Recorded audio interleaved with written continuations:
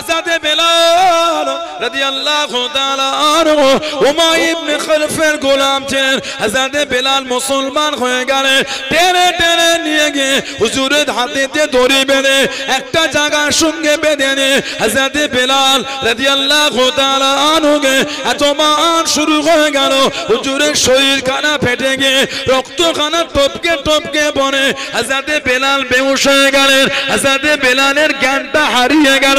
হযরতে বেলাল আল্লাহ হুঁশিয়ে দেন, ও যুবকেরা, মক্কা যুবকেরা, তরুণেরা, হযরতে বেলাল রাদিয়াল্লাহু তাআলা আনহুর কাছে দেখি দাঁড়িয়ে দাঁড়িয়ে হুজুরকে জিজ্ঞাসা করা করে, ও বেলাল ইবনে রাবাহ, এত মান তোমাকে মেরে দে, এত কষ্ট তোমাকে দিয়ে দে, কই তোমার নবী তোমাকে বাঁচাতে আসলো না, তোমার আল্লাহ তো তোমাকে বাঁচালো না? হযরতে বেলাল রাদিয়াল্লাহু তাআলা আনহু হুজুর আমার জবাব দিয়ে এ মক্কা বেদি বেঈমানে দনেরাম, এ মক্কা কুফারে কুরাইশেরা, তোমরা দেখুন বাজারে গিয়ে কিছু কেনো, ঠুকে ঠুকে দেখে নাও, পরীক্ষা করে দেখে নাও ওই জিনিসটা ভালো না খারাপ। আমি বেলাল, আল্লাহ পাক আমাকে দিনের জন্য কবুল করে আল্লাহ পাক আমি বেলালকে পরীক্ষা করে দেখিয়ে দিলেন। জোরে বলুন সুবহান, আর একটু জোরে বলুন সুবহান। মেনেছে, তাদের থেকে শিক্ষা না, মানার ভালোবাসা কি জিনিস, মানার মতো মেনেছেন। আমার হুজুরের একজন সাহাবী ছিলেন হযরতে আবু বসির রাদিয়াল্লাহু তাআলা আনহু। সাহাবাদের জীবনী পড়লে বুক ফেটে যায়। আহা, জানাদের শানে আল্লাহ পাক ভালোবেসে বলেছেন রাদিয়াল্লাহু আনহুম ওয়া রাদু আন, তাদের উপর আমি আল্লাহ খুশি, তারাও আমি আল্লাহ আমার উপরে খুশি। বললেন না সুবহানাল্লাহ। হযরতে আবু বসির রাদিয়াল্লাহু তাআলা আনহু সুলহ হুদায়বিয়ার আগে মক্কা শরীফে মুসলমান হয়ে গেছিলেন।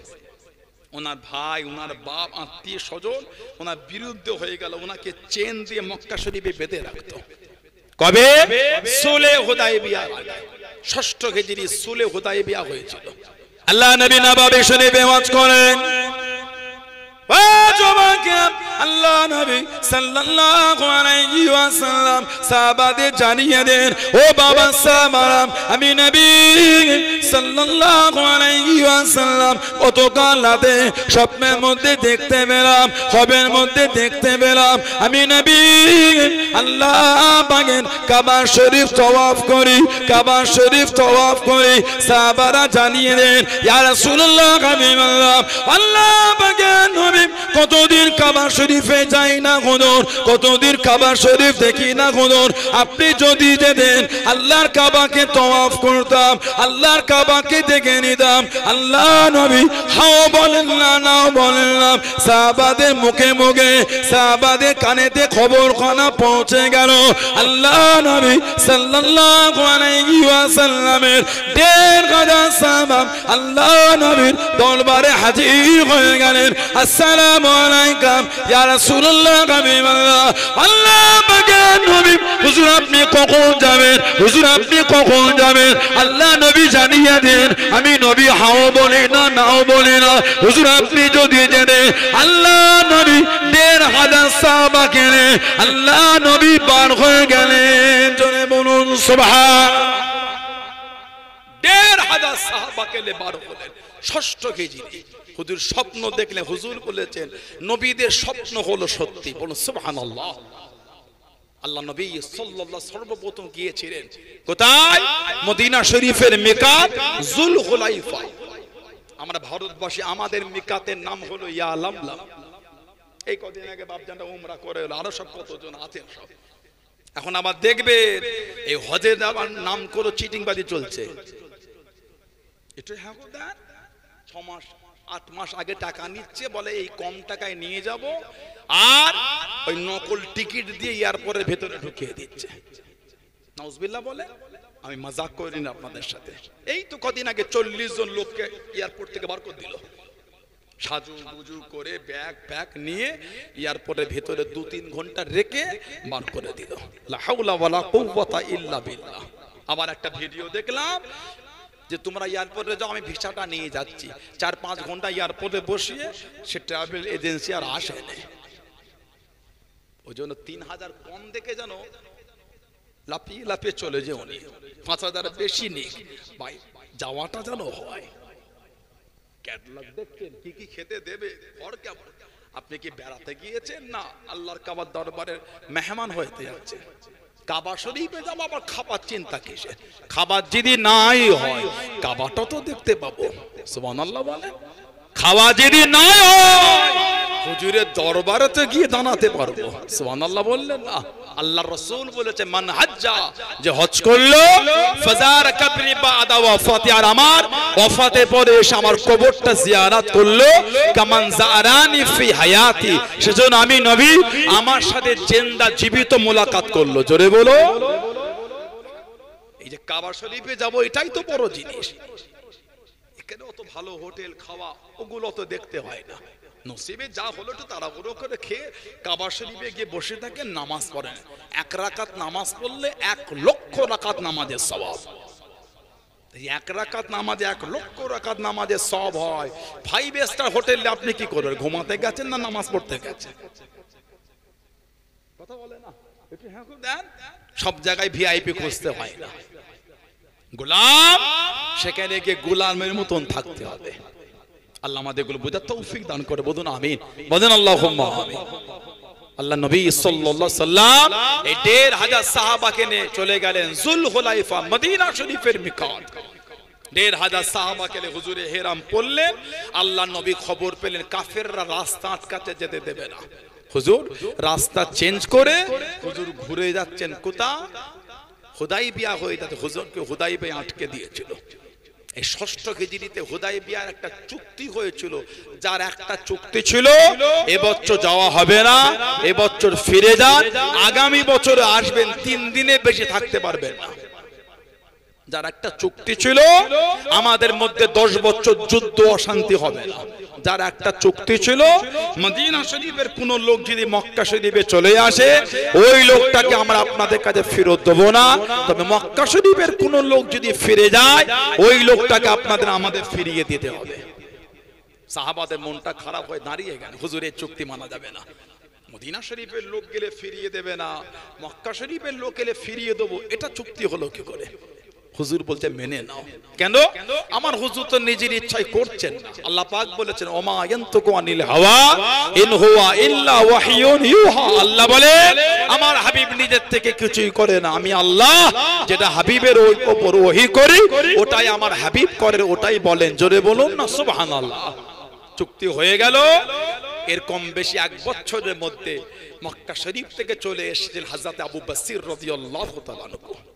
ওনাকে চেন দিয়ে বেঁধে রাখতো। আহা, এই চেনটা খুলে ছুটে ছুটে ছুটে ছুটে কাউকে দাঁড় করিয়ে কারোর উটের পিঠে চেপে আবার হেঁটে হেঁটে ছুটে ছুটে মক্কা শরীফ থেকে মদিনা শরীফে চলে গেছিলেন। সাহাবারা বলেছিলেন হযরত আবু বসির মক্কা শরীফে যে রাস্তা দিয়ে হাঁটতেন ওই রাস্তায় খালি রক্ত পড়ে থাকতো। আহা, আল্লাহ নবী সামনে চলে গেলেন। ও যুবকেরা, ও আমার মুরব্বি বাপ জানেরাম, মায়েরা বোনেরা মগিরাম, আল্লাহ নবীর কাছে দেখে দাঁড়িয়ে গেলেন, আল্লাহ নবীর সামনে থেকে দাঁড়িয়ে গেলেন। আসসালামু আলাইকুম ইয়া রাসূলুল্লাহ হাবিবাল্লাহ। আল্লাহ নবী সালামে জবাব খানা দেন, আল্লাহ নবী উত্তর খানা দেন। আল্লাহ নবীর কাছে দাঁড়িয়ে দাঁড়িয়ে চোখ ভরা পানিলে কেঁদে কেঁদে জানিয়ে দেন ইয়া রাসূলুল্লাহ হাবিবাল্লাহ। আল্লাহ পাক নবী, আমি আবু বসির মক্কা শরীফ থেকে চলে এসেছি, আমি আর মক্কা শরীফে যাব না, আমি আর মক্কা শরীফে ফিরবো না। ইয়া রাসূলুল্লাহ হাবিবাল্লাহ, এরা আমাকে চেন দিয়ে বেঁধে রাখে, এরা আমাকে বড্ড কষ্ট দেয়।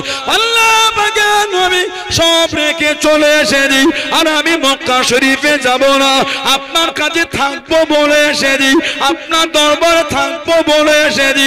আল্লাহ নবীর নূরের চক্ষু থেকে টপ টপ করে পানিটা গড়িয়ে গড়িয়ে চলে যায়। হযরত আবু বসির কাঁদে, আল্লাহ নবী কাঁদে, আল্লাহ নবীর কাঁদে, দুজন কোরআনে দাঁড়িয়ে গেল।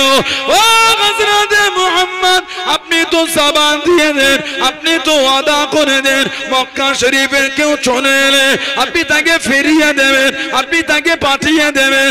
আবু বাসির মক্কা শরীফ থেকে চলে এসেছে, আপনি কি আমাদের কাছে পাঠিয়ে দেন, আপনি ওকে আমাদের সাথে পাঠিয়ে দেন।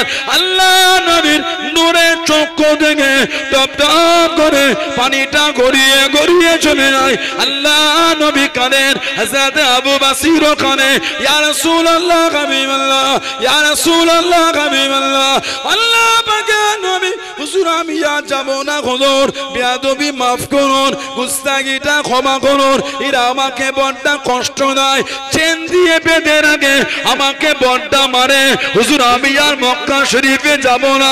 আল্লাহ নবী জানিয়ে দেন, আল্লাহ নবী শুনিয়ে দেন, ও বাবা আবু বাসির, আমি নবী তোমায় জায়গা দিতে পারবো না, আমি নবী তোমায় রাখতে পারবো না, আমি নবী যে ওয়াদা করেছি ফিরে যাও ফিরে যাও, আমি তোমাকে জায়গা দিতে পারবো না, কেঁদো না বাবা কেঁদো না, ওদের সাথে চলে যাও বাবা, আমি নবী ওয়াদার খিলাফ করতে পারবো না। জোরে বলুন সুবহান, আর একটু জোরে বলুন সুবহান। তুমি এসেছো আমার কষ্ট হয়, তোমার এই দুঃখ থেকে আমার বুক ফেটে যায়, কিন্তু রাখতে তোমায় পারবো না। কেন? আমি ওদের সাথে ওয়াদা করেছি, চুক্তি করেছি, মক্কা শরীফের কেউ এলে ওকে আমি ফিরিয়ে দেবো। আহা, হুজুরের দরবারে কাঁদছেন, হুজুর আমাকে পাঠাবেন না ইয়া রাসূলুল্লাহ। আল্লাহ নবী কাঁদছেন, আর বলছে তুমি চলে যাও, তোমাকে আমি জায়গা দিতে পারবো না। আবার হুজুরের দরবার থেকে কিছুটা আগিয়ে গিয়ে আবার হুজুরের দিকে তাকিয়ে কাঁদছে, ইয়া রাসূলুল্লাহ সাল্লাল্লাহু আলাইহি ওয়াসাল্লাম, হুজুর হুজুর আপনি আমাকে পাঠাবেন না। আমার হুজুর কাঁদছেন আর বলছেন, আবু বাসির তুমি আমার দরবার থেকে চলে যাও, তবে আমি নবী কথা দিলাম একদিন তুমি আমার দাওয়াত পাবে বাবা। বলুন সুবহানাল্লাহ, জোরে বলেন না সুবহানাল্লাহ। হুজুরের সামনে থেকে চলে গেল, আল্লাহ নবী সাল্লাল্লাহু আলাইহি সাল্লাম কাঁদতে কাঁদতে জমিনে বসে গেছিলেন, হুজুরের নূরে চোখ দিয়ে টপ টপ করে পানি ঝরছে। সাহাবারা বলছেন, ইয়া রাসূলুল্লাহ, হুজুর আমাদের সামনে দিয়ে আমাদের ভাই আবু বাসিরকে নিয়ে চলে গেল। হুজুর কাঁদছেন আর বলছেন, আমি নবী তো ওয়াদা করেছি, আমি তোকে আমার কাছে জায়গা দিতে পারবো না, আমি নবী তো আমার আবু বাসিরের জন্য ওয়াদার খিলাফ করতে পারবো না। কিছুটা দূরে যুলহুল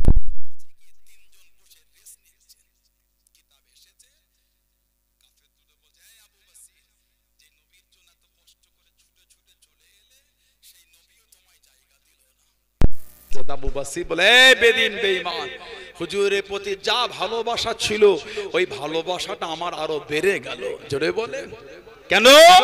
আল্লাহর নবী আমার এত কষ্ট দেখেছেন, কিন্তু হুজুর হুজুরের ওয়াদা ভঙ্গ করেন।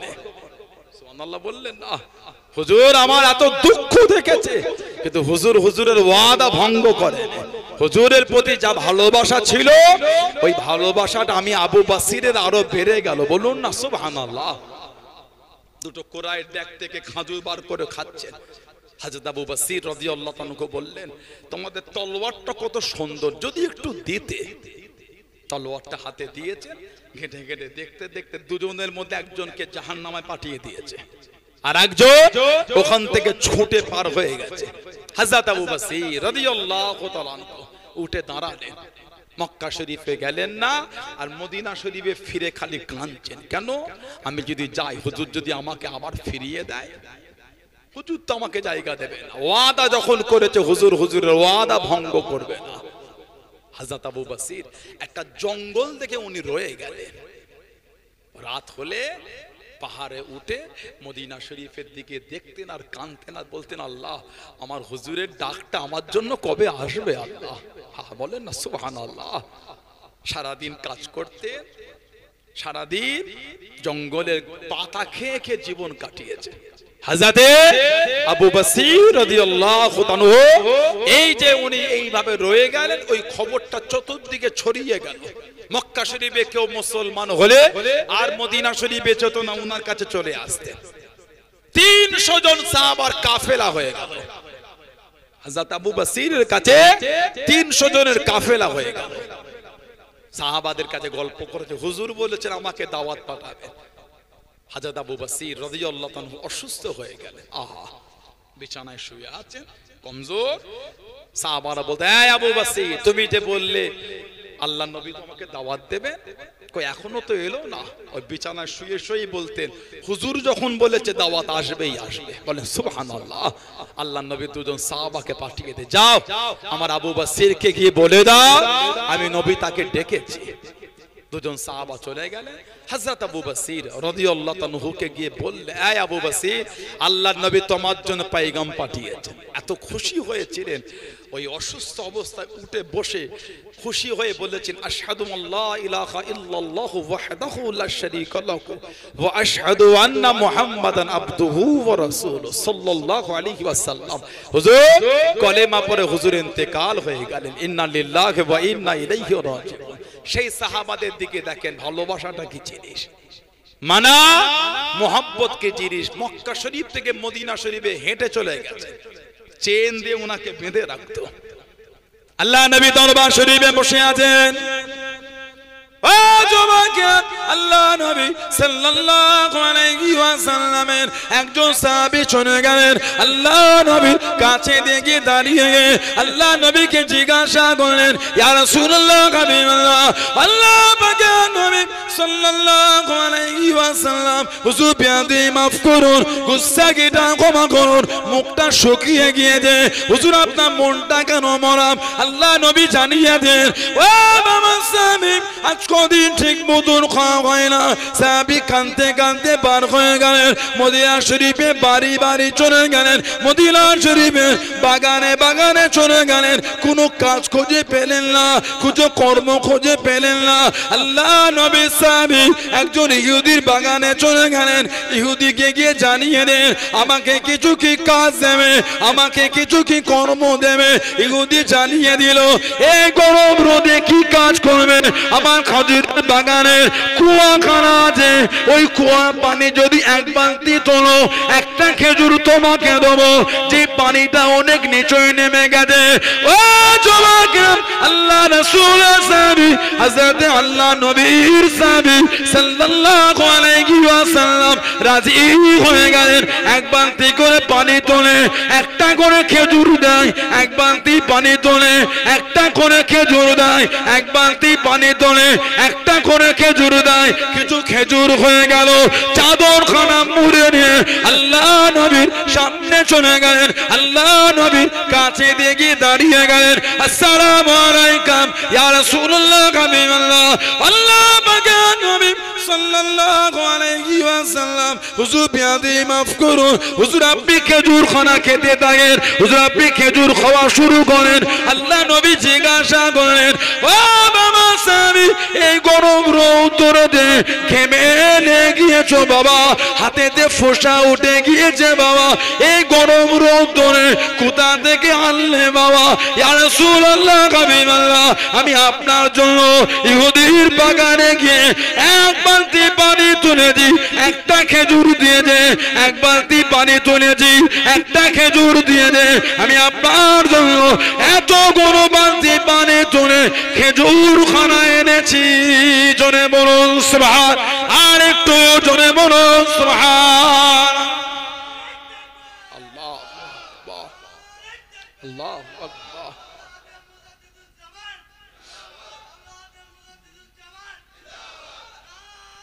আল্লাহ, হুজুর এই বালতি ওই কুয়াতে নামিয়ে রশি টেনে আপনার জন্য পানি তুলেছে। হুজুর এই হাতে ফোঁসা উঠে গেছে, হুজুর ওটা আমার দুঃখ নয়, হুজুর আমার যে মনটা চায় আপনার মুখের একটু খুশিটা দেখতে। বলুন না সুবহানাল্লাহ। এটা হলো সাহাবাদের হুজুরের প্রতি ভালোবাসা, এটা হলো সাহাবাদের মানা, সাহাবাদের মোহাব্বত। শুক্রবারে মসজিদে আপনাদের এই এলাকায় জুমার নামাজে সালাম ফিরালে একটা ছোট্ট পাড়া বাক্স সামনে ঘোরে, বলে না কি বলে, আসরের পরে কমিটির এক জায়গায় জড়ো হয়ে ওই বাক্স তালাটা খুলে এই সামনে পয়সাগুলো ঢেলে যখন গুছোয়, কমিটিকে জিজ্ঞাসা করবেন, 2, 5টা 7টা ছেঁড়া ছেঁড়া নোট বেরোয়। কমিটি থাকলে বলতে বলেন, ওই বাক্স যখন খুলে ঢেলে টাকা গুনো গোছোয়, 2, 4টে 5টা 7টা ছিঁড়া 10 টাকার নোট পাওয়া যায়। কে দিল? তেঘরিয়া গ্রামে জেনও দেয় না, ভূতও দেয় না, আমাদের মতনই কেউ দিয়েছে। একটু নিজের মনকে প্রশ্ন করেন তো, ঠিক করেছেন? আমি বলতে পারবো না। একটু নিজের মনকে জিজ্ঞাসা করে, ওটা কি ঠিক করেছেন আপনি? ওই নোটটা গোলাবাড়ি বাজারে গিয়ে চায়ের দোকানে গিয়ে দেবেন, ভাই এক কাপ চা দে তো, ভাই এই টাকাটা চলে গেছে, পাল্টে দে ভাই। কথা বলে না? সবজি কিনতে যাবেন, ফল কিনতে যাবেন, মিষ্টি কিনতে যাবেন, বাসওয়ালাকে দেবেন, টিকারওয়ালাকে দেবেন, ট্রেনের টিকিট কেউ নেবে না, মুসাফিরকে দিয়ে দেখবেন। অন্ধ যদি না হয়েছে সেও নেবে না। যদি অন্ধ হয় ওটা আলাদা জিনিস, চোখে দেখতে পায় না তো। আল্লাহ নবী সাল্লাল্লাহু আলাইহি ওয়াসাল্লাম একজন সাহাবী ছিলেন অন্ধ, মায়ের পেট থেকে। হযরতে আব্দুল্লাহ ইবনে উম্মে মাকতুম রাদিয়াল্লাহু তাআলা আনহু, উনি মায়ের পেট থেকে চোখে দেখতে পেতেন না, জন্ম থেকে অন্ধ। হযরত আব্দুল্লাহ ইবনে উম্মে মাকতুম রাদিয়াল্লাহু তাআলা আনহু সুযোগ পেলে আল্লাহর নবীর কাছে এসে কোরআন শরীফ মুখস্থ করতে। জোরে বলুন না সুবহানাল্লাহ। সুযোগ পেলে হুজুরের কাছে যেতে না, বলতে হুজুর একটু কোরআন শরীফ শোনান না ইয়া রাসূলুল্লাহ। ওনার এই এত আগ্রহ দেখে অন্য সাহাবাদের সময় হুজুর কম দিয়ে ওনাকে বেশি কোন কোরআন শরীফ শোনাতেন। বলুন সুবহানাল্লাহ। হযরতে আব্দুল্লাহ ইবনে উম্মে মাকতুম রাদিয়াল্লাহু আনহু হুজুর আল্লাহর নবী যতবার মদিনা শরীফ থেকে সফরে বার হয়েছে, ওনাকে আল্লাহর নবী মদিনা শরীফের দায়িত্ব দিয়ে গেছেন। আল্লাহর নবী ওনাকে নবাবী শরীফের মুয়াজ্জিন করেছেন। উলামা হযরতরা আছেন, নবাবী শরীফের মুয়াজ্জিন দুজন ছিলেন, একজন হলেন হযরত বিলাল ইবনে রাবাহ, আর একজন হলেন হযরত আব্দুল্লাহ ইবনে উম্মে মাকতুম। আল্লাহ রাসূল বলেছেন, আব্দুল্লাহ ইবনে উম্মে মাকতুম রমাদান শরীফে রাত্রির আযান দিলে তোমরা তোমাদের খাওয়া চালু করে দেবে, মানে তাহাজ্জুদের আযান উনি দিতেন, আব্দুল্লাহ ইবনে উম্মে মাকতুম। আর আমার বিলাল যখন আযান দেবে তোমরা খাওয়াটা বন্ধ করে দেবে। কেন? ফজরের সময় শেষ। আব্দুল্লাহ ইবনে উম্মে মাকতুম হুজুরকে আমার নবী সাল্লাল্লাহু আলাইহি ওয়াসাল্লাম হুজুরের প্রতিনিধি করে মদিনা শরীফে রেখে যেতেন, চোখে দেখতে পেতেন না। হযরত ওমর ফারুক রাদিয়াল্লাহু আনহু জামানায় 14 হিজরি উনি বলেন, আই খলিফাতুল মুসলিমিন হযরত ওমর, মনটা চায় একটু আল্লাহর দ্বীনের জন্য যুদ্ধ করতে যাব, আমি এটা আমাকে নিয়ে যান না। ওমর ফারুক বলে, আই আব্দুল্লাহ ইবনে উম্মে মাকতুম, তুমি তো চোখে দেখতে পাও না, তুমি তাহলে যুদ্ধের ময়দানে গিয়ে তোমার কাজ কি? হুজুর আমাকে আপনি ঝান্ডাটা দিয়ে দেবেন, আমি ঝান্ডাটা নিয়ে দাঁড়াবো, ওই বিরোধী পক্ষেরা সামনের দিক থেকে আসবে, আমি দেখতে পাবো না, আমার ভয়ও লাগবে না, আমি ঝান্ডা ধরেই দাঁড়িয়ে থাকবো। যারা বললেন না সুবহানাল্লাহ। আমি চোখে দেখতে পাই না, ঝান্ডা আমাকে দেবে, আমি ঝান্ডালে দাঁড়াবো, বিরোধী পক্ষরা আমাদের দিকে তেড়ে এলো, আমাকে ভয় লাগবে না। কেন? আমি তোদের দেখতেই পাবো না, ঝান্ডা আমি ছাড়বো না। যুদ্ধের ড্রেস পরে নিলেন, 14 হিজরি হযরত আব্দুল্লাহ ইবনে উম্মে মাকতুম হুজুরকে ওমর ফারুক ঝান্ডা দিয়েছিলেন। কিতাব এসেছে ওই যুদ্ধের শেষে ওনার লাশ পাওয়া যাচ্ছে না, মানে শহীদ হয়ে গেছে। ইন্না লিল্লাহি ওয়া ইন্না ইলাইহি রাজিউন। অনেক খোঁজাখুঁজির পরে লাশটা পেলেন, ওনার কাছে গিয়ে দেখা যাচ্ছে শহীদ হয়ে গেছেন। তখন যুদ্ধের ঝান্ডাটা বুকে করে জড়িয়ে ধরেই শুয়ে আছে। আর একটু জোরে বলা গেল না সুবহানাল্লাহ। আমার ভাইয়েরা বাপজানেরা, মুসাফিরকে যদি ছিঁড়া 10 টাকার নোট দান নেবে না, অন্ধ হলে আলাদা ব্যাপার। কেউ যখন নেয় না ওটাকে গুড়িয়ে গুড়িয়ে পকেটে এক জায়গায় সাইডে রেখে দেয়, না হলে মানি ব্যাগে রেখে দেয়, শুক্রবারে মসজিদে দেবো। আমি কিন্তু আপনাদের মিথ্যা বলিনি। জমার বাক্সগুলোতে ছিঁড়া নোট পাওয়া যায় না, বলেন তো দিলেন কি করে আপনি? কোনদিন ভেবে দেখেছি কিয়ামতে যদি আল্লাহ আমাদের আমল ফিরিয়ে দেয়, এ নামাজ, এ রোজা, এ হজ, এ যাকাত তোমার নসিবে নাজাত নাই, ভালো নামাজ রোজা হজ যাকাত পেলে জোগাড় করে এনো, এই নামাজ রোজাই হবে না। মনে হয় কিয়ামতে ইবাদত জোগাড় করতে পারবো আমরা? ছেঁড়া নোটটা দিলেন, আমার মালের সবথেকে উৎকৃষ্ট মাল, মানে সবথেকে উন্নত মাল আমি আল্লাহর রাসূলের জন্য ব্যয় করব। জোরে বলুন না সুবহানাল্লাহ। ছেঁড়া নোটটা মসজিদে, এটা ভালোবাসা না। আমার ভাইয়েরা বাপজানেরা, হুজুরের সাহাবাতে জীবনই পড়ে, কি জীবন তারা কাটিয়েছে। আল্লাহ নবী সাল্লাল্লাহু আলাইহি সাল্লাম একটা সাহাবী ছিলেন হযরত আব্দুর রহমান ইবনে আওফ রাদিয়াল্লাহু তাআলা, যিনি সাহাবাদের মধ্যে সবথেকে ধনী ছিলেন। জীবনে কম বেশি 30,000 গোলাম যিনি আজাদ করেছিলেন। 30,000, জোরে বলবেন না সুবহানাল্লাহ। হযরত উসমান ইবনে আফফান উনিও গোলাম আজাদ করতেন। কিতাব এসেছে প্রতি সপ্তাহে একটা করে গোলাম, যেই সপ্তাহে বাদ যেত পরের সপ্তাহে দুটো গোলাম আজাদ করতেন। কে? হযরত উসমান। কিতাব এসেছে হযরত আব্দুল্লাহ ইবনে ওমর রাদিয়াল্লাহু তাআলা উনিও গোলাম আজাদ করতেন, ধনী ছিলেন। আব্দুল্লাহ ইবনে ওমর, ওমর ফারুক হুজুরের ছেলে। কিতাব এসেছে যেই গোলামটা বেশি নামাজ পড়তো ওনাকে আগে আজাদ করতেন। যে সেই ইবাদত গোলামদের মধ্যে খবর ছড়িয়ে গেল, বেশি নামাজ পড় হুজুর আজাদ করে দেবে। গোলামরা বেশি বেশি নামাজ পড়ে ওনার সামনে, উনি আজাদ করে। আজাদ ওনার ছেলে বললেন, আব্বা গোলামরা আপনার সাথে ধোঁকা দিচ্ছে। কেন? না, আপনার সামনে বেশি নামাজ পড়ে, আপনি যদি আজাদ করে দেন পরে হয়তো নামাজ নাও পড়তে পারে। হযরত ওমর ফারুক হুজুর বললেন, হুজুরের ছেলে আব্দুল্লাহ ইবনে ওমর বললেন, বাবা আমি আল্লাহর জন্য একবার নয় 1000 বার আল্লাহর জন্য ধোঁকা খেতে আমি রাজি আছি। জোরে বলবেন না? আর একটু জোরে বলা গেল না? ওরা যদি আমাকে নামাজ পড়ে ধোঁকা দেয় আমি আল্লাহর জন্য ধোঁকা খেতেও রাজি আছি, কিন্তু গোলাম আমি আজাদ করেই যাব। জোরে বলুন। হযরত আব্দুর রহমান ইবনে আওফ রাদিয়াল্লাহু তাআলা সাহাবাদের মধ্যে সবথেকে ধনী। এত মাল আল্লাহ ওনাকে দিয়েছিলেন, এত অর্থ আল্লাহ ওনাকে দিলেন। গোটা পৃথিবীর যিনি ধনী ওনার নাম হলো বর্তমান ইলন মাস্ক। গোটা পৃথিবীর যিনি রিচ বর্তমান ইলন মাস্ক। আল্লাহ আব্দুর রহমান ইবনে আওফ হুজুরকে এই ইলন মাস্কের থেকেও 7 থেকে 8 গুণ মাল আল্লাহ সাহাবীকে বেশি দিয়েছিলেন।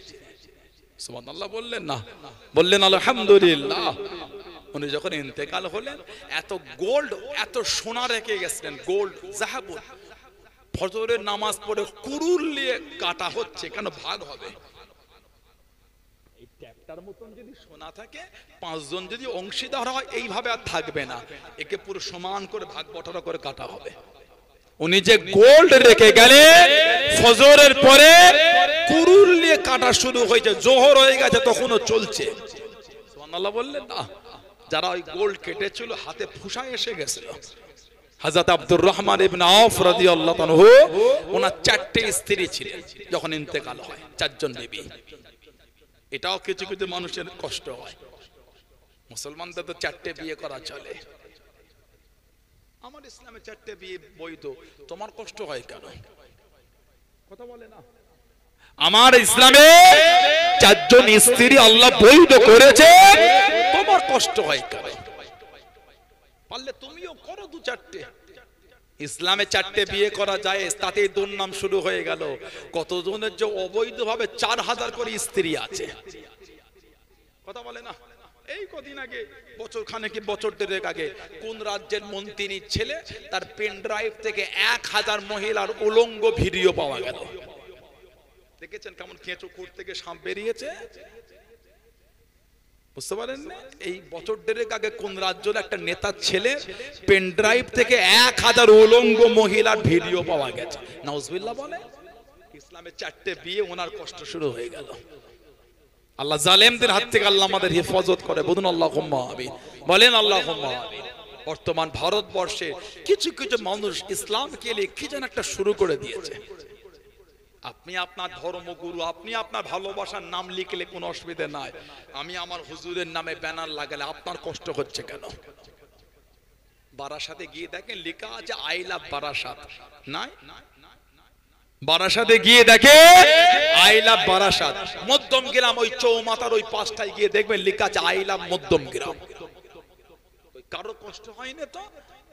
আমরা যদি লিখি আই লাভ মুহাম্মদ সাল্লাল্লাহু আলাইহি ওয়াসাল্লাম, আপনার কষ্ট হয়েছে কেন?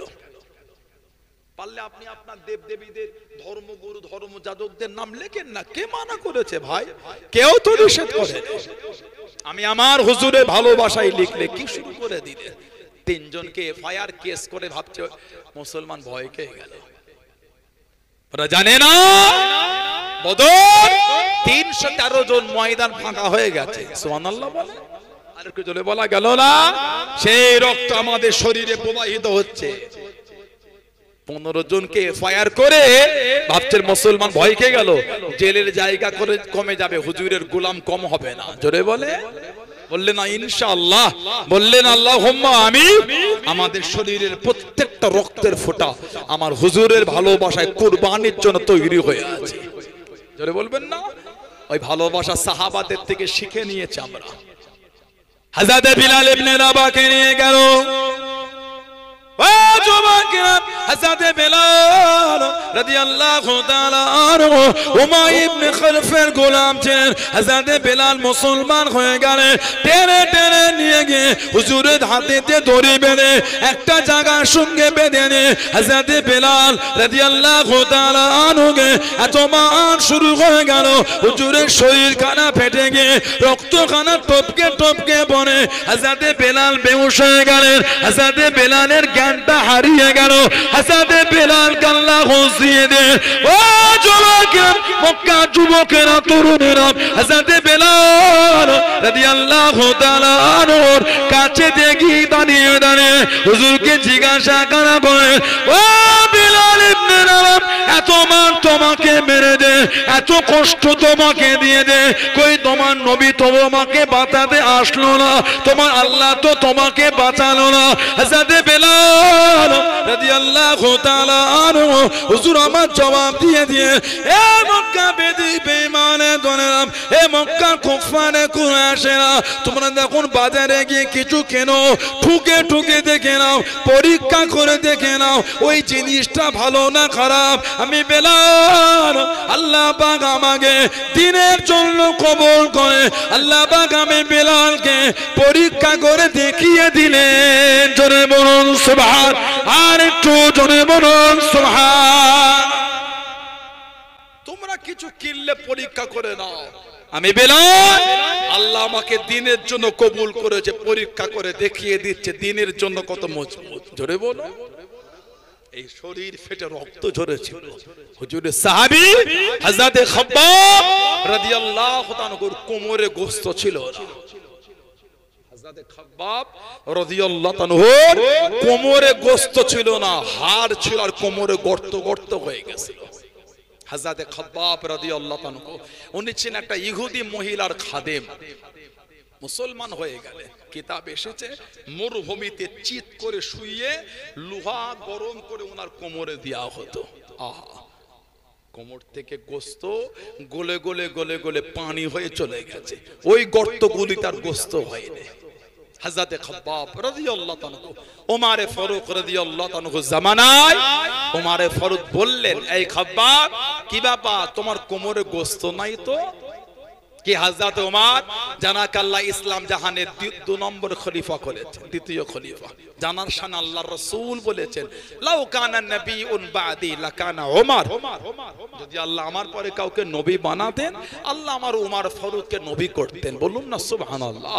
তারপরেই নবী বলেছেন, আনা খাতামান নবিয়্যিন লা নবিয়্যা বাদি, বা লা বাদি নবিয়্যা, আমি গোলাম শেষ নবী, আমার পরে আর কোন নবী হবে না, নবী আসবে না।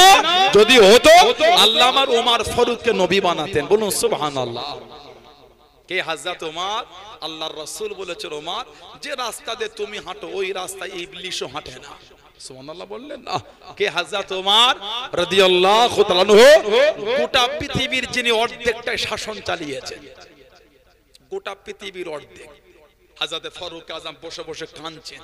সাহাবারা বলে, এই খলিফাতুল মুসলিমিন, কেন কাঁদেন আপনি? হুজুর বললেন, খবর পেলাম অমুক জায়গায় একটা পোল টপকাতে গিয়ে একটা বকরি ছাগল তার পাটা ওই পোলে আটকে গিয়ে পা ভেঙে গেছে।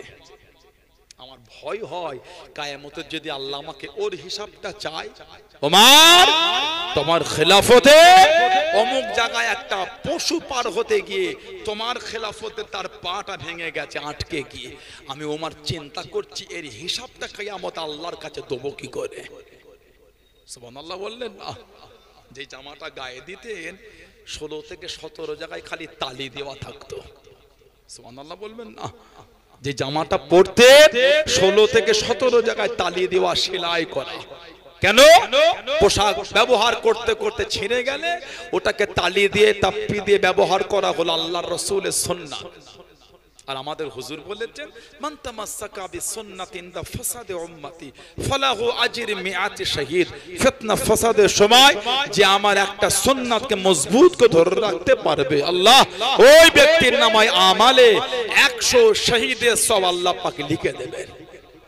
আরেকটা রওয়ায়াত এসেছে, মানে হাব্বা সুন্নাতি, যে আমার সুন্নাতকে ভালোবাসলো, ফাকাত হাব্বানি, সেদিন আমি নবী আমাকেই ভালোবাসলো। আর ওমানা হাব্বানি, যে আমাকে ভালোবাসলো, কানা মাই ফিল জান্নাহ, তার জায়গাটা আমার আল্লাহ দয়ার জান্নাত করে দিয়েছে। বললেন আলহামদুলিল্লাহ। আল্লাহ আমাদের করে হুজুরের সুন্নাতের উপর আমলে তৌফিক দান করে, বলুন আমিন। জলে বলেন আল্লাহুম্মা আমিন। হযরতে ওমর রাদিয়াল্লাহু তাআলা আনহু জানার জামানায় মদিনা শরীফের বাইরে লাভা বার হয়েছিল, লাভা, জমিন ফেটে আগুন বার হয়েছে, লাভা। আমার জিওগ্রাফিতে এটা পড়েছি, মালভূমি, সমভূমি, আগ্নেয়গিরি, লাভা, এগুলো ভূগোলে আছে। এগুলি জমিন ফেটে আগুন বার হয়েছে, আগুন। এই মদিনা শরীফের বাইরে সাহাবারা খবর দিলেন, মদিনা শরীফের বাইরে লাভা। হুজুর ওই ওনার একটা জামা 16 থেকে 17 জায়গায় তালি দেওয়া, ওটা দিয়ে বললেন এই জামাটা নিয়ে লাভার সামনে গিয়ে ধরবে, যাও। কাছে কাছে গিয়ে দূর থেকে ধরে, যে আল্লাহ পাকের হুকুম, লাভাটা আর মদিনা শরীফের দিকে আসছে না, এবার উল্টো দিকে যাচ্ছে। জোরে বলে, বললেন না সুবহানাল্লাহ। ওনার জামানায় মিশর ফতে হয়ে গেছিল, মিশর মুসলমানদের হাতে আল্লাহ দিয়ে দিলেন। গোটা পৃথিবীর অর্ধেকটাই উনি শাসন চালিয়েছেন।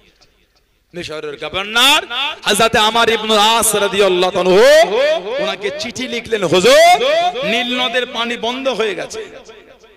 এদের বিশ্বাস, এরা জাহিলিয়াতের যুগে করত, পানি বন্ধ হলে একটা মেয়েকে সাজিয়ে এই নীল নদে ঘুরিয়ে তাকে কতল করে নীল নদে রক্ত ছিটাতো, রক্ত। এদের বিশ্বাস তারপরে নীল নদের পানি প্রবাহিত হবে। হুজুর এখন তো ইসলামের খেলাফত চলছে, কি করব? লোকে চাষ হচ্ছে না। ওমর ফারুক চিঠি লিখলেন, বিসমিল্লাহির রহমানির রহিম। ওমরের তরফ থেকে নীল নদের প্রতি চিঠি, এই নীল নদ, তুমি যদি আল্লাহর হুকুমে প্রবাহিত হও, তোমার পানির আমাদের দরকার আছে। তুমি যদি নিজের ইচ্ছায় হও, তোমার পানির কোনো দরকার নাই। এই চিঠিটা লিখে উনি মিশরে পাঠিয়ে বললেন, এটা নীল নদে দিয়ে দাও। হুজুরের চিঠি নীল নদে দিয়েছে, আল্লাহর হুকুম। ওই যে পানি প্রবাহিত হয়েছে, আজও পানি চলছে। জোরে বলেন না সুবহানাল্লাহ। ওনার খেলাফতে হযরত খাব্বাব রাদিয়াল্লাহু তাআলাকে বললেন, খাব্বাব তোমার কোমরে গোশত নাই তো? তোমার কোমর তো গর্ত হয়ে আছে। হযরত খাব্বাবের চোখ দিয়ে পানি গড়িয়ে যায়। ও জওয়ানকে চোখ ভরা পানি কেঁদে কেঁদে জানিয়ে দিয়েছেন, হুজুর আমার শুনিয়ে দেন, এই খলিফাতুল মুসলিমিন, এই হযরত ওমর রাদিয়াল্লাহু তাআলা আনহু, আমি খাব্বাব যখন মুসলমান হয়ে গিয়েছিলাম, আমি খাব্বাব যখন কলেমা শরীফ পড়ে নিয়েছিলাম, আমি খাব্বাবকে গরম বালুতে শুইয়ে দিয়ে লোহা গরম করে আমার কোমরে দিয়ে দেওয়া হয়েছিল, আমার কোমরে রেখে দেওয়া হয়েছিল। আমি খাব্বাব রাদিয়াল্লাহু তাআলা আনহুর কোমরের গোশতগুলি গলে গলে চলে গিয়েছে। আমি খাব্বাব আমার অন্তর থেকে ঈমানের কলেমা মুছতে পারে নাই। জোরে বলুন সুবহান, আর একটু জোরে বলুন সুবহান। আল্লাহু আকবার, আল্লাহু আকবার। ইয়া বলুন জিন্দাবাদ, জিন্দাবাদ, বলুন আলহামদুলিল্লাহ। আমার ভাইয়েরা, বাপজানেরা, ছেলেরা, যুবকেরা, মুরব্বীরা, 15 জনের নামে কেস করে ভেবেছে মুসলমান ভয় খেয়ে গেছে। সাহাবাদের থেকে শিখে নিচ্ছে হুজুরকে কিভাবে ভালোবাসতে হয়। আল্লাহ নবীর একজন সাহাবী ছিলেন হযরত খুযাইমা। আল্লাহ নবী একটা ইহুদির কাছ থেকে উট কিনেছিলেন। উট কিনে বললেন, চলো ঘরে চলো, টাকা দিচ্ছি। ইহুদি আসে, হুজুর তাড়াতাড়ি যাচ্ছেন। ওই ইহুদিকে অন্য ইহুদিরা ভুল বুঝিয়েছে, তোর উটের দাম তো বেশি, তুই তো হুজুরের সাথে কম দামে সওদা করলি। হুজুরের কাছে গেল, হুজুর টাকা দিচ্ছেন, উট দাও। বললেন, না আপনার সাথে আমার সওদা হয় না তো, এই তো তুমি দাম করলে। বললেন না। বললেন, যদি একটা সাক্ষী দিতে পারেন তাহলে দেবো। হযরত খুযাইমা বলছে, হুজুর আমি জানি আপনি কিনেছেন। জোরে বলে, ইহুদির কথা অনুযায়ী উট দিয়ে দিল, টাকা নিয়ে নিল। আল্লাহ নবী পরে হযরত খুজাইমাকে বলে, এই হযরত খুজাইমা, কি ব্যাপার, তুমি সাক্ষী দিলে, তুমি ছিলে? বলে, ইয়া রাসূলুল্লাহ, বিয়াদে মাফ চাই, আমরা আল্লাহকে না দেখে আপনার কথায় সাক্ষী দিচ্ছি আল্লাহ এক। আমার আল্লাহর ওয়াহাদানিয়াতে সাক্ষী আপনার কথা মেনে বিশ্বাস করে দিয়ে দিলাম। আর সামান্য দুনিয়ার উট, হুজুর আপনার কথায় আল্লাহ যে এক, ওটা আপনার কথায় মেনেছে হুজুর, আল্লাহকে এক বলে মানতে পেরেছে। আর দুনিয়ায় সামান্য উট, ওজন্য হুজুর আমার বিশ্বাস হয়ে গেছে, আপনি ঠিকই বলেছে, আপনি ওই দামেই কিনেছেন, ওজন্য সাক্ষী দিয়ে দিলাম। জোরে বলো, আর একটু জোরে বলা গেল না? এটা হলো ভালোবাসা। আল্লাহ আমাদের কবুল করে, আল্লাহ আমাদের ওই পথের ওই রাস্তার আরোহী করেন। বলুন আমিন, জোরে বলেন আল্লাহুম্মা আমিন। একটু দরুদ শরীফ আল্লাহুম্মা।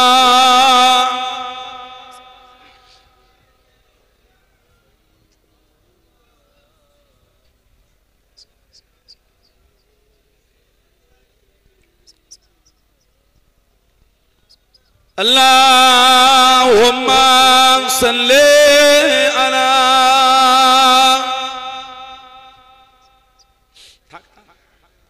ওরা চালাচ্ছে।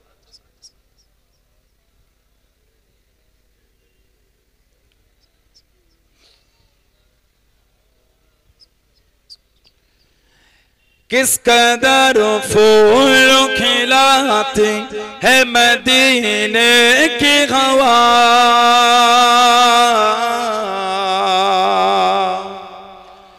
किस कदर फूल खिलाती है मदीने की हवा, मदीने की हवा, मदीने की हवा, मदीने की हवा, किस कदर फूल खिलाती है मदीने की हवा, किस कदर फूल खिलाती है मदीने की हवा,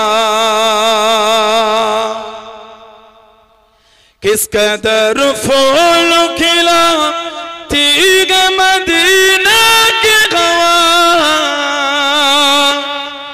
किस कदर फूल खिलाती है मदीने की हवा, दिल को गुलजार बनाती है मदीने की हवा, दिल को गुलजार बनाती है मदीने की हवा, मदीने की हवा, मदीने की हवा, मदीने की हवा, किस कदर फूल खिलाती है मदीने की हवा, किस कदर फूल खिलाती है मदीने की हवा, दिल को अल्लाह से, दिल को अल्लाह से गाफिल नहीं होने देते, दिल को अल्लाह से गाफिल नहीं होने देते, याद काबे की दिलाती है मदीने की हवा, याद काबे की दिलाती है मदीने की हवा, मदीने की हवा, मदीने की हवा, मदीने की हवा, किस कदर फूल खिलाती है मदीने की हवा, किस कदर फूल खिलाती है मदीने की हवा। अल्लाहुम्मा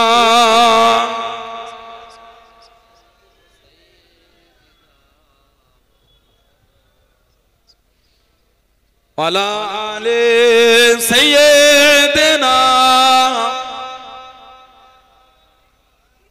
আমার ভাইয়েরা, বাপজানেরা, ছেলেরা, যুবকেরা, মুরব্বীরা, মায়েরা, বোনেরা, মেয়েরা, মহিলারা ভালো হন, শরীয়তের মধ্যে আসেন, নামাজি হয়ে যান। ছেলেরা নামাজি হয়ে যান, নামাজি হয়ে যান, নামাজি হয়ে যান। আমাদের বাড়ির যুবকগুলো নামাজ পড়তে চায় না। কি ঠিক বলছে না ভুল বলছি বলেন? এ দুঃখ, এ কষ্ট কাকে বলবেন আপনি? আমাদের বাড়ির ছেলেরা এরা নামাজ পড়ে। আমাদের বাড়ির যুবতী বোনগুলি নামাজ পড়ে না, বাড়ির বউগুলি নামাজ পড়ে না। দুঃখ কষ্ট বেদনা কাকে বলবে?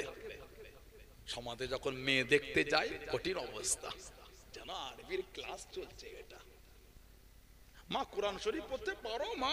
হ্যাঁ খুব ভালো, আমার মেয়ে তো কঠিন কোরআন শরীফ পড়ে। শুনিয়ে দাও, কোরআন শরীফ শুনিয়ে দিল। নামাজ পড়ো মা, নামাজ ফজরের নামাজ কি, তাহাজ্জুদের নামাজ মাঝে মাঝে পড়ে। কথা বলে না, কি বলে? 6 বছর বিয়ে হয়েছে, ফজরের নামাজ একদিনও পড়ে না, বলে তাহাজ্জুদের নামাজ পড়ে। লা হাওলা ওয়ালা কুওয়াতা ইল্লা বিল্লাহ। বাড়িতে কেন বরকত নাই? রিজিকে কেন বরকত নাই? রুজিতে কেন বরকত না? বাড়িতে রোগ বিমার কেন সরে না? এই নামাজ নাই বলে। বাড়িতে নামাজ না হলে বরকত হবে না, বাড়িতে নামাজ না হলে রিজিকে বরকত হবে না, বাড়িতে নামাজ না পড়লে রোগ বিমার সারবে না। একটার পর একটা লেগেই থাকে। বলে হুজুর অনেক নামাজির ঘরেও তো কঠিন কঠিন বিমার থাকে। আল্লাহ আল্লাহ ওয়ালাতে করে রোগ বিমার দায় কেন জানেন? তাদের চলার পথে যেই ছোট ছোট গুনাহগুলি হয়ে যায়, ওই বিমার দিয়ে গুনাহগুলিকে আল্লাহ পাক মাফ করে বেগুনা করে আল্লাহ ওয়ালাতে করে আল্লাহ ডেকে নেন। জোরে বলে। একটা গুনাহগারের রোগ আর একটা ইমানদারের রোগ দুটো সমান না। ইমানদার তাকে আল্লাহ বিমার দেন, রোগ দেন, অসুস্থ করে দেন, গুনাহ মাফ করবেন বলে। বুঝতে পেরেছেন না? পারেন আমার ভাইয়েরা বাপজানেরা, নামাজি হয়ে যা। আল্লাহ রাসূল বলেছেন as-salatu mi'razul mu'minin, নামাজ হলো আল্লাহর মুমিন বান্দা বান্দীদের জন্য দরবারে ইলাহির মিরাজ। জোরে বলে। আল্লাহ রাসূল বলেছেন as-salatu imaduddin, নামাজ হলো দ্বীনের খুঁটি। সুবহানাল্লাহ বলে। আজকে আমাদের তেঘরিয়া পশ্চিম পাড়া এই যে ঈদগাহ ময়দানে এত সুন্দর করে মাহফিল করেছে। স্টেজটা প্যান্ডেলটা কত ডিজাইন করে করেছে দেখেন। এই খুঁটিগুলিতে সব লাইট জ্বলিয়ে দিয়েছে, খুঁটিগুলিতে চেন লাইট জ্বলিয়েছে। এই খুঁটিগুলি যদি না দিত উপরে ছাউনিটা এত সুন্দর থাকতো না। এই খুঁটির উপর ডিপেন্ড করে উপরে ছাউনিটা কিন্তু আছে। সানাউল্লাহ সিদ্দিকী যে ওয়াজ করছে, এই যে মাইকের এই রডটা আছে না, মাইকে ফোনটা যার উপর আছে, এই লম্বা রডটা না থাকলে এই রডটা থাকতো না। এর সাপোর্টে কিন্তু এটা উপরে ছাউনি আছে, খুঁটির সাপোর্টে। খুঁটিগুলি না থাকলে ছাউনি থাকতো না। হুজুর বলে as-salatu imaduddin, নামাজ হলো দ্বীনের খুঁটি। আপনার যদি ইসলামের খুঁটিই না থাকে, ইসলামে মজবুত হলেন কি করে? বললে তো হয় না আমি ইমানদার, না। গাছ পরিচয় বলে ফলে। নাম দিয়ে দিয়েন তালপুকুর, একটা ঘটি ডুবালো ডুবে না, নাম তো তালপুকুর, মানে গভীর পুকুর ওটা। কিন্তু ঘটি ডুবিয়ে পানি তোলে, ঘটিটা পুরো ডুবে না, নাম তালপুকুর। বললে তো হয় না ইমানদার। করেছি কি বলেন? আমরা ইমানদারের নামাজি হন। আল্লাহ আমাদের প্রত্যেকের দ্বারা, আল্লাহ আমাদের মা বোনদের দ্বারা 5 ওয়াক্ত নামাজ আল্লাহ কায়েম করিয়ে নেন। বলেন আমিন। ভালোবাসায় বললেন আল্লাহুম্মা আমিন। আমাদের সমাজে ইদানি উম্মতের মধ্যে ছোট ছোট বিষয় নিয়ে ঝগড়া হয়ে যাচ্ছে। কিছু কিছু ভাই আছে দেখবেন ইমাম সাহেব সালাম ফিরালে উঠে চলে যায়, মোনাজাত করে না। কেউ যদি না করে ওটা ওনার ব্যক্তিগত, কিছু বলা যাবে না। না, তাকে কাফের বলতে হয় না। মোনাজাত নাই করলো, কিছু বুঝছেন না, বোঝেন না। কিন্তু কেউ যদি মোনাজাত করে, আপনি তাকে কেন বাজে কথা বলছেন? আল্লাহর কাছেই তো চাইছে, কেন উম্মতের মধ্যে ঝগড়া? আমি তো বলিনি আপনি মোনাজাত করলেন, আপনি অমুক, আপনি তমুক, না, আমার উচিত না। ওটা ওনার ব্যক্তিগত ব্যাপার, নাই করলো উনি। আমরা যখন একসাথে মোনাজাত করি, কেন বললেন বেদাত? এটা তো ঠিক করলাম, আমি তো আপনাকে বাজে কথা বললাম না, আপনি আমাকে বললেন কেন? উম্মতের তো ঝগড়া এখান থেকে শুরু হয়ে যায়। কথা ঠিক না? উম্মতের অশান্তি এখান থেকে তো হচ্ছে। কেউ মারা গেলে কবরে লাশ রেখে দিয়ে আমরা মাটি দিই, কমুটো দিই, কমুটো 3 মুঠো। মিনহা খলাকনাকুম 1 মুঠো, ওয়া ফিহা নুঈদুকুম আরাক মুঠো, ওয়া মিনহা নুখরিজুকুম তাওরাতান উখরা আরাক মুঠো। এটা কোরআন শরীফ সূরা তোহার 55 নম্বর আয়াত। এখন আমাদের বাড়ি কিছু ভাই আছে, ওরা বলে আমরা ওটা পড়ি না, খালি বিসমিল্লাহ বলি। আপনি বলেন বিসমিল্লাহ বলে দিয়ে দেন। আপনি বিসমিল্লাহ বলে মাটি দিয়ে খুশি যে তাই দেন, আমি তো ঝগড়া করব না।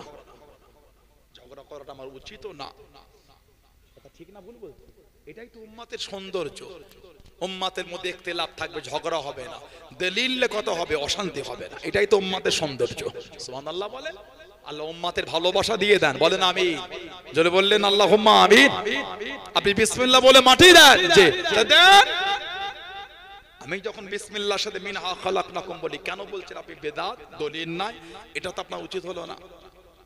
আমি তো আপনাকে বাদে শব্দ আক্রমণ করি, আপনি আমাকে করছেন কেন? ঠিক না ভুল বলছি? এখান থেকে ঝগড়া হয়ে গেল। আর কত ভাগ হবে? এখনো কলজে ভরে না আমাদের? ভাগ হয়ে হয়ে কলজে ভরে নে, আরো ভাগ হবে। পারলে 5 জনকে এক জায়গায় জড়ো করতে শেখেন, 3 জনকে ভাগ করে দেন। পারলে উম্মতকে জড়ো করেন, কেন ভাগ করছেন? আসেন একসাথে কাঁধে কাঁধে মিলিয়ে চলি। চতুর্দিকে দেখছেন না কি হচ্ছে? আমাদের বাড়ির বোনগুলোকে বার করে নিয়ে চলে যাচ্ছে, জানেন আপনারা? একটা গ্রুপ চলছে, একটা গ্রুপ ফেসবুকে, হোয়াটসঅ্যাপে একটা গ্রুপ আছে এদের, একটা এদের বড় ধরনের একটা গ্যাং কাজ করছে। মুসলমানের ঘরে মেয়েগুলোকে প্রেমের প্রলোভন দেখিয়ে, অর্থের লোভ দেখিয়ে, মোবাইলের লোভ দেখে বার করে নিয়ে চলে আয়। মোবাইল খুলে দেখেন, পাগল হয়ে যাবেন আপনি। আমরা আমাদের বাড়ির মেয়েগুলিকে, বোনগুলিকে আটকাতে পারছি না। এটা আমার অপরকেতে, ঠিক না ভুল বলছি? অর্থের লোভ দেখিয়ে নিয়ে চলে যাচ্ছে। কি করেছেন? মেয়েটাকে আটকালেন না কেন? কেমন শিক্ষা দিয়ে বড় করলেন? অন্য জায়গায় চলে গেল। আল্লাহর রাসূল সাল্লাল্লাহু আলাইহি ওয়াসাল্লাম বলেন, আল্লিমু আওলাদাকুম, আল্লিমু আওলাদাকুম, তোমরা তোমাদের বাচ্চাদের তালিম দাও। কিসের? হুব্বে নবী, আমি নবী, আমার প্রেম তোমরা তোমাদের বাচ্চাদের অন্তরে শিক্ষা দাও। যদি আমাদের অন্তরে হুজুরের ভালোবাসা পরিচিত পক্ষ থাকে, আমাদের বাড়ির মেয়েগুলি বেয়াদবি করবে না, আমাদের বাড়ির ছেলেগুলো বেয়াদবি করবে না। বেয়াদবি করে কারণ হুজুরের ভালোবাসা নাই বলে। কথা ঠিক না ভুল বলছি? স্কুল, কলেজে, ইউনিভার্সিটিতে মেয়েটা পড়ছে, বোনটা পড়ছে, লক্ষ্য রাখে হোয়াটসঅ্যাপে কার সাথে চ্যাট করছে। ওটা 15 দিনের চিনাশোনা, 16 দিনের মাথায় বাড়ি থেকে বার হয়ে চলে গেল। কটা নেবেন আপনি? 2 মাস, 1 মাস, 3 মাস রেখেছে, লাথি মেরে বার করে দিয়েছে। কটা নেবেন আপনি? আমি একটা একটা করে আপনাকে দেখিয়ে দেবো। বিরাট একটা গ্রুপ চলছে। আর একটা বাচ্চাকে 2টো বাচ্চা হয়ে যাচ্ছে, ডিভোর্স দিয়ে দিচ্ছে। বা 6 মাস, 1 বছর ঘর করে ওই মেয়েটাকে 3-4টে বন্ধুকে কোনো এক রাতে ডেকে জোরপূর্বক 4-5 জন মিলে একসাথে রেপ করে মেয়েটাকে হত্যা করে ফেলে দিয়ে চলে যাচ্ছে। কথা ঠিক বলছি না ভুল বলছি? একটু এগুলো আটকান। এলাকার যুবক যারা আছেন, এগুলো একটু দায়িত্ব নেন, নিতে হবে। যে কোন মুসলমান ছেলে যদি অন্য ধর্মের মেয়েকে বার করে আলে লাভ জিহাদ হয়ে যায়। কোন মুসলিম ইসলাম ধর্মের ঘরের মেয়েটাকে যদি অন্য ধর্মের ছেলে নিয়ে যায়, ওটা লাভ জিহাদ হবে না কেন? মুসলমান অন্য ধর্মের মেয়েকে আনলে যদি লাভ জিহাদ হয়, এই মুসলমান একটা ইসলামের ঘরের মেয়েকে অন্য ধর্মের ছেলে নিয়ে গেলে ওটাও তো লাভ জিহাদ। ওটার বেলায় বললেন না তো? ওটার বেলায় এটা বললেন না তো? আপনি আমার বলছেন মুসলিম মেয়েকে বার করে আনলে 6 মাস থাকার জায়গা দেবো। নেট খুলে দেখেন, যে তোরা যদি মুসলিম মেয়েদের প্রেমের প্রলোভন দেখিয়ে আনিস, 6 মাস থাকার জায়গা দেবো, টাকা দেবো। একটা বিরাট গ্যাং চলছে। আল্লাহ আমাদের করে হেফাজত করে, আল্লাহ আমাদের বোনগুলিকে হেফাজত করে। বলুন আমিন, বলেন আল্লাহুম্মা আমিন। এই মাস 2-3 এক আগেকার ঘটনা। পূর্ব বর্ধমানের একটা মেয়ে কোন জেলার একটা ছেলের সঙ্গে বার হয়ে চলে গেছিল। কয়েক মাস ঘর করলো। মেয়েটার উপর টর্চার যখন শুরু হলো, মেয়েটা লুকিয়ে বাপ মাকে ফোন করে ডাকলো চলে যাবে বলে। মেয়েটার বাপ মা এসেছিল, মারধর করে বার করে দিল। পরের দিন সকালে মেয়েটা পাকায় গলায় দড়িতে ঝুলছে। এই 2 মাসের গল্প বলছি আপনাকে, মজাক করছে না, হাকিকত বলছি। আল্লাহ আমাদের হেফাজত করে, আল্লাহ বাংলায় শান্তি দিয়ে দেন, আল্লাহ ভারতে শান্তি দেন। বলেন আমিন, জোরে বলুন আল্লাহুম্মা আমিন। ছেলেরা, ভাইয়েরা, যুবকেরা, তরুণেরা নামাজি হন, নামাজি হন, নামাজি হন। কেউ যদি নামাজের পরে মোনাজাত না করে নাই করলো তার ব্যাপার, এগুলোতে ঝগড়া করবেন না।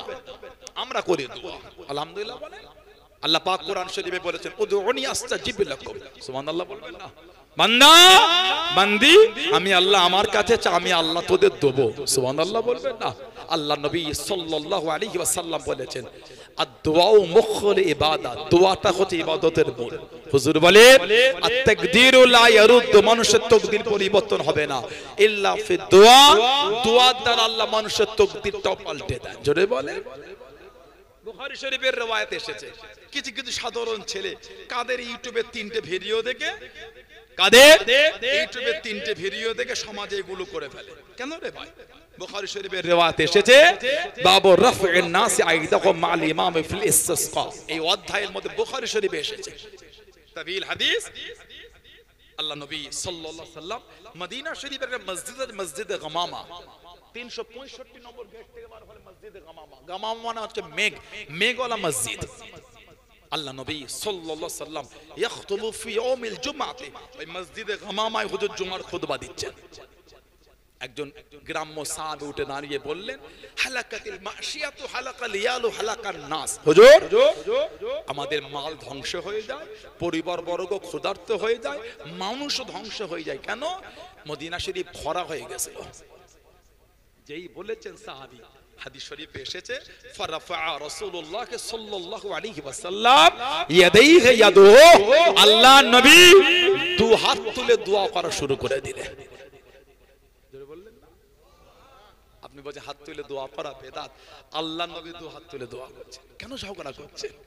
কিসের অশান্তি? আল্লাহর কাছেই তো চাইছি, খালেকের কাছে গোলামের বাচ্চা গোলাম আল্লাহ ফিরিয়ে দিও নি, আল্লাহ হাত তুলেছে, এগুলো কেন ঝগড়া আমাদের মধ্যে? কথা ঠিক না ভুল বলছি? কেন শান্তি আমাদের মধ্যে? আল্লাহ আমাদের এগুলো বুঝার তৌফিক দান করে দেয়, বলেন না আমিন। আল্লাহ উম্মতকে এগুলো বুঝার তৌফিক দেয়, বলেন আল্লাহুম্মা আমিন।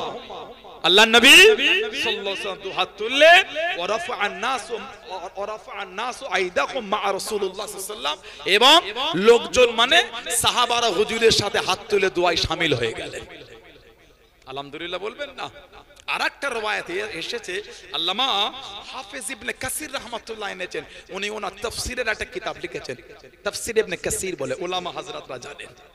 তাফসীরে ইবনে কাসির একটা হাদিস শরীফ এনেছেন, আন আবি হুরায়রা রাদিয়াল্লাহু আনহু আন্নান নবী সাল্লাল্লাহু আলাইহি ওয়াসাল্লাম রাফআ ইয়াদাইহি বা'দা সালাম ওয়া হুয়া মুস্তাকবিলুল কিবলাতি। রাফা ইয়াদাইহি বা'দা সালাম, রাফা ইয়ারফা মানে উঠানো তোলা, ইয়াদুল মানে হাত, ইয়াদাইহি মানে দুই হাত। রাফা ইয়াদাইহি বা'দা সালাম, আল্লাহ নবী সাল্লাল্লাহু আলাইহি ওয়াসাল্লাম নামাজে সালাম ফিরিয়ে দু হাত তুললেন। ওহুয়া মুস্তাকবিলুল কিবলাতি, হুজুর তখন কাবা শরীফের দিকে মুখ করে, মানে আল্লাহ নবী নামাজে সালাম ফিরিয়ে কাবা শরীফের দিকে মুখ করে দু হাত তুলে দোয়া করছেন। সুবহানাল্লাহ বলবেন না? দোয়াটা কি? আল্লাহুম্মা হাররিল মুস্তাদিফিনা মিনাল মুসলিমিনা মিন আইদিল মুশরিকিন, এই রব্বি আল্লাহ মুসলমানদের কমজোরদের করে মুশরিকদের হাত থেকে আল্লাহ আপনি হেফাজত করেন। সুবহানাল্লাহ বলবেন না? হুজুর নামাজে সালাম ফিরিয়ে কাবা শরীফের দিকে মুখ করে হাত তুলে দোয়া করছেন, আর আপনি বলছেন বেদাত, এগুলো বলতে হয় না। আমরাই যদি ইসলামকে মজাক করে ফেলি, অন্য সম্মান দেবে কি করে? ইসলামকে লোকের কাছে মজাক করে দেবেন না। একটা হাদিস শরীফ এসেছে, ইমাম ইবনে সুন্নি ফি আমালুল ইয়াউমি ওয়াল লাইলা বলে কিতাব এনেছেন। হুজুর বলেন মা মিন আবদিন বাসাদা কাফাইহি ফি দুবুরি কুল্লি সালাত, হুজুর বলেন যে কোন বান্দা প্রত্যেক নামাজের পর হাত তুলে বলে, যে কোন বান্দা প্রত্যেক নামাজ, ফরজ হোক, ওয়াজিব হোক, সুন্নাত হোক, নফল হোক, যাই হোক, যে কোন বান্দা প্রত্যেক নামাজের পর হাত তুলে বলে, একটা লম্বা দোয়া এসেছে, তাবিল হাদিস এটা, আল্লাহুম্মা ইলাহা ওয়া ইলাহা ইব্রাহিম ওয়া ইসহাক ওয়া ইয়াকুব ওয়া জিবরিল ওয়া মিকাইল ওয়া ইসরাফিল, তাবিল হাদিস শরীফ এসেছে। লাস্টে এসেছে ইল্লা কান হাক্কান আল্লাহ আযজা ওয়া জাল আল্লাহ ইয়ারদা ইদাইহি খাইবাতি, হুজুর বলে আল্লাহ পাক তার খালি হাত ফিরিয়ে না দেওয়াটা তার উপর ওয়াজিব হয়ে যায়। মানে আল্লাহ তাদের খালি হাত ফেরায় না, আল্লাহ পাক কবুল করে দোয়াগুলোকে কবুল করে নেয়। জোরে বলো, আর একটু ভালোবাসায় বলা গেল না? আরেকটা হাদিস শরীফ, এটা তাবরানী শরীফের হাদিস, বাইহাকি শরীফের হাদিস। সাহাবী বলেন সামিতু রাসূলুল্লাহ সাল্লাল্লাহু আলাইহি ওয়াসাল্লাম, আমি আল্লাহর নবী সামিতু রাসূলুল্লাহ সাল্লাল্লাহু আলাইহি ওয়াসাল্লাম, আমি আল্লাহর নবী সাল্লাল্লাহু আলাইহি ওয়াসাল্লামের জবান শরীফে শুনেছি। কি শুনেছি? ইয়াকুলু, তিনি বলেন লা ইয়াজতামিউ মালাউ, লা ইয়াজতামিউ মালাউ, যখন লোক একত্রিত হয়, ফায়াদউ বা'দুকুম, আর তাদের মধ্যে কেউ দোয়া করে, ওয়ুআমিনু সাইরুহুম, আর বাকিরা সব আমিন আমিন বলে। আল্লাহর নবী বলেছেন ইল্লা যাবাহুমুল্লাহ, সঙ্গে সঙ্গে তাদের দোয়াটা আল্লাহর দরবারে কবুল হয়ে যায়। বললেন আলহামদুলিল্লাহ, জোরে বলুন আলহামদুলিল্লাহ। আল্লাহ পাক আমাদের করে উম্মতের মধ্যে ভালোবাসা না, আল্লাহ তাআলা তৌফিক দান করে, বলুন আল্লাহুম্মা আমিন। আর কবরে মাটি দেওয়া, এগুলো নিয়ে ঝগড়া করতে হয় না। আপনি বিসমিল্লাহ বলে দেবেন, যে তাই দেন, ঝগড়া করবেন না। আমি বিসমিল্লাহ সহ মিনা খালাকনাকুম বলি, কেন ঝগড়া করছে? না দলিল না, কে বললো? ভিডিও। আপনি কার ভিডিও দেখে নিজের গ্রামের পরিবেশ নষ্ট করলেন? ঠিক না ভুল? যদি আপনাদের জানার ইচ্ছা হয়, আলেম ওলামা হযরত আছেন, মুফতি মুহাদ্দিস আছেন, পাশে আমাদের মাদ্রাসা তাতুলিয়া, আবু জাফরিয়া, সিদ্দিকিয়া, খারিজিয়া বড় মাদ্রাসা, মুফতি বোর্ডে লিখিত একটা জমা দেন যে আমরা আমাদের গ্রামে এটা জানতে চাই, আমাদের করে আহলে সুন্নাহ ওয়াল জামাআতের আকীদায় ফতোয়া দিয়ে আমাদের করে বিষয়টা সমাধান দেবেন। দিয়ে দেন কি ফতোয়া আসে, আপনি দেখেন, চেনেন না, জানেন না, শুনেন না, ইউটিউবে সার্চ দিয়ে ভিডিও পেয়ে ওটা নিয়ে গ্রামে ভাগ করছেন, এটা তো আমাদের উচিত না। না ঠিক বললাম? গ্রামের সমাধান আমরা সচক্ষে উলামাদের সান্নিধ্যে বসে মিটিয়ে নেব। ভিডিও দেখে অশান্তি করছেন কেন? তাকে জীবনে চোখও দেখেন না, যাকে জীবনে চোখও দেখেন। একটা হাদিস শরীফের কিতাব আছে মুসনাদে আহমদ ইবনে হাম্বল, চার ইমামের এক ইমাম, তিনি কিতাব লিখেছেন ইমামে আহমদ ইবনে হাম্বল। উলামা হযরতরা জানেন আল্লাহ পাক ওনাকে 10 লক্ষ খালি হাদিসের হাফেজ করেছেন। সুবহানাল্লাহ বলবেন না? ইমাম আহমদ ইবনে হাম্বল রাহমাতুল্লাহ, ওনার ছাত্র ছিলেন ইমাম বুখারী রাহমাতুল্লাহ, আর ওনার উস্তাদ ইমাম শাফি রাহমাতুল্লাহ, ওনার উস্তাদ ইমামে মালিক রাহমাতুল্লাহ, আর আমাদের ইমাম ইমামে নুমান বিন সাবিত আবু হানিফা হুজুর রাহমাতুল্লাহ, উনি যখন মদিনা শরীফে যেতেন, ওনার সান্নিধ্যে বসে বসে রাতের পর রাত মাসলা মাসাইলের আলোচনা করে ইমামে মালিক কাটিয়ে দিতেন। বলুন সুবহানাল্লাহ। এই চার ইমামের মধ্যে একটা ধারাবাহিক সম্পর্ক। ইমাম আহমদ ইবনে হাম্বলের কিতাব মুসনাদ আহমদ ইবনে হাম্বল, কম বেশি 40,000 হাদিস ওই কিতাবে উনি নকল করেছেন। কিতাব মুস্তাদরাকে হাকিম, কিতাব সুনানুল কুবরা লিল বাইহাকি, কিতাবে এসেছে আন আবি উমামা রাদিয়াল্লাহু তাআলা ক্বালা লাম্মা উদিয়াত উম্মে কুলসুম ইবনাতি রাসূলিল্লাহ সাল্লাল্লাহু আলাইহি ওয়াসাল্লাম ফিল কবরি, আমাদের হুজুরের মেয়ে হযরত উম্মে কুলসুম রাদিয়াল্লাহু তাআলা আনহা, ওনাকে কবরে রাখা হলো দাফনের জন্য। ক্বালা রাসূলুল্লাহ সাল্লাল্লাহু আলাইহি ওয়াসাল্লাম মিনহা খলাকনাকুম ওয়া ফিহা নুঈদুকুম ওয়া মিনহা নুখরিজুকুম তারাতান উখরা, আমাদের হুজুর নিজে বলে হুজুরের মেয়েকে দাফন করেছেন। সুবহানাল্লাহ বলবেন না? আরেকটা riwayat আল্লামা হাফিজ ইবনে কাসির রাহমাতুল্লাহ, তিনি তার তাফসিরে কোরআন শরীফ সূরা তাহার 55 নম্বর আয়াতের তাফসীর করতে গিয়ে একটা হাদিস শরীফ নকল করেছেন। ওয়াফিল হাদিসিল্লাযী ফিস সুনান, সুনানের কিতাবে যিকির হয়েছে আন্না রাসূলুল্লাহ সাল্লাল্লাহু আলাইহি ওয়াসাল্লাম হাদারা জানাজাতান, হুজুর একটা জানাজায় হাজির হলেন। ফালাম্মা দুফিনাল মাইয়িত, ফালাম্মা মানে যখন ওই মাইয়িতকে দাফন করা হচ্ছে, আখাযা কাবদাতা মিনাত তুরাব, আল্লাহর নবী এক মুঠো মাটি উঠালেন, ফাআলকাহা ফিল কবরি, ওই মাটিটা হুজুর কবরে দিয়ে দিলেন। হুম্মা অতঃপর ক্বালা, আমাদের নবী বললেন মিনহা খলাকনাকুম, হুম্মা অতঃপর আখাদা, হুজুর আরেক মুঠো মাটি উঠালেন, ওয়া ক্বালা, আল্লাহ নবী আবারও বললেন ওয়াফিহা নুঈদুকুম, হুম্মা অতঃপর আখাদা উখরা, হুজুর আরেক মুঠো মাটি নিলেন, ওয়া ক্বালা, হুজুর আবারও বললেন ওয়া মিনহা নুখরিজুকুম তারাতান উখরা, সূরা তাহার 55 নম্বর আয়াত, 3 পাটে হুজুর পড়ে 3 মুঠো মাটি হুজুর নিজে হাতে কবরে দিয়েছেন। জোরে বলে, ভালোবাসায় বলা গেল না? এগুলো ঝগড়া করতে হয় না। আল্লাহ আমাদের বোঝার তৌফিক দান। আল্লাহ আমাদের মা গুলোকে বোনগুলিকে আল্লাহ নামাজি করে দেন। বলেন আমিন, বলেন আল্লাহুম্মা আমিন। ছেলেরা, ভাইয়েরা, যুবকেরা, তরুণেরা, মুরব্বীরা, মায়েরা, মেয়েরা, বোনেরা, মহিলারা, ভালোবাসার জায়গাটা ঠিক রাখবেন। আলা হযরত আব্দুল্লাহ আকিল মারুফ মুহাম্মদ আবু বকর সিদ্দিক দাদা পীর সাহেব রহমাতুল্লাহ পীর বলে মুর্শিদ বলে আল্লাহর ওলি বলে মেনেছে নীতিতে আকীদায় নীতিতে মজবুত হন। সানাউল্লাহ সিদ্দিকীর ভাষা ব্যবহার আখলাক চরিত্র যদি আপনাকে দুঃখ দেয় আপনি আমাকে বাদ দিয়ে দেন, আমার কোনো দুঃখ নাই।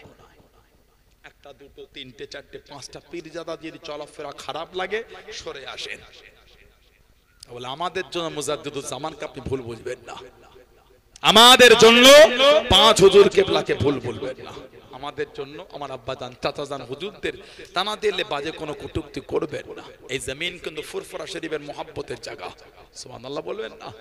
পাশে আমাদের আমিনপুর মাদ্রাসা, মুরব্বী বাপেদের চোখের সাক্ষী আজও ছোট হুজুর রহমাতুল্লাহ প্রতি বছর আসতেন, পাগদায় আসতেন। এই অদ্য চত্বর ছোট হুজুর কেবলা খুব ভালোবাসার জায়গা। কি মুরব্বী বাপেরা ঠিক বলছে না ভুল বলছি বলে? কম মেহনতে এই জমিনে হুজুর কেবলাদের নাই। যদি এই হুজুর ভুল হয় এই হুজুর বাদ দিয়ে দেন, ওনাদের জায়গায় মজবুত হন। নেটে ফেসবুকে এটা ওটা দেখে ফালতু জিনিস দেখে সময় নষ্ট করবেন না। কাজের জিনিস হলে দেখেন, ফালতু জিনিস দেখবেন না। এই পীরজাদা এই বললো ওই দেখতে হয় না, সব জিনিস দেখা লাগে না। ফালতু জিনিস দেখে কি করবেন বলেন তো আপনি? ঠিক না ভুল বলছি? কি হবে ওগুলো দেখে? লাভ না। গাল দেবারও টাইম নাই, কাঁধে তুলে লাচারও সময় নাই। শুধু হুজুরের ছেলে বলে নয়, কাউকে গাল দেবেন না। একটা আলেম হোক, মুফতি হোক, ইমাম হোক, যেই হোক, একটা সাধারণ লোকও গাল দেবেন না। গালি ভালো লোক দেয় না, খারাপ লোক দেয়। গাল দিলে ইমানের নুন নষ্ট হয়ে যায়। বুখারী শরীফ আর মুসলিম শরীফের মুত্তাফাকুন রিওয়ায়াত এসেছে, আল্লাহ রাসূল বলেছেন সাল্লাল্লাহু আলাইহি ওয়াসাল্লাম, সিবাবুল মুসলিমি ফুসুকুন, মুসলমানকে গাল দেয়া হচ্ছে ফাসিকি। আল্লাহ আমাদের গালি দেওয়া থেকে আল্লাহ দূরে রাখেন। বলুন আমিন, বলেন আল্লাহুম্মা আমিন।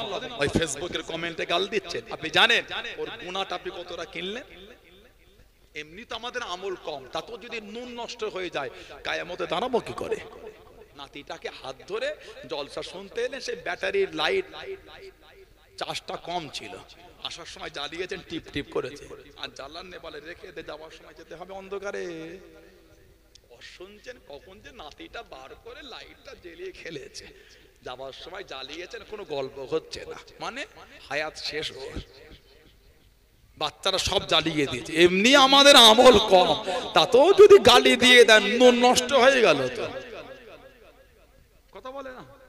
এমনিতে ইবাদত কম, গালি দিতে হয় না, কাউকে গাল দেবেন।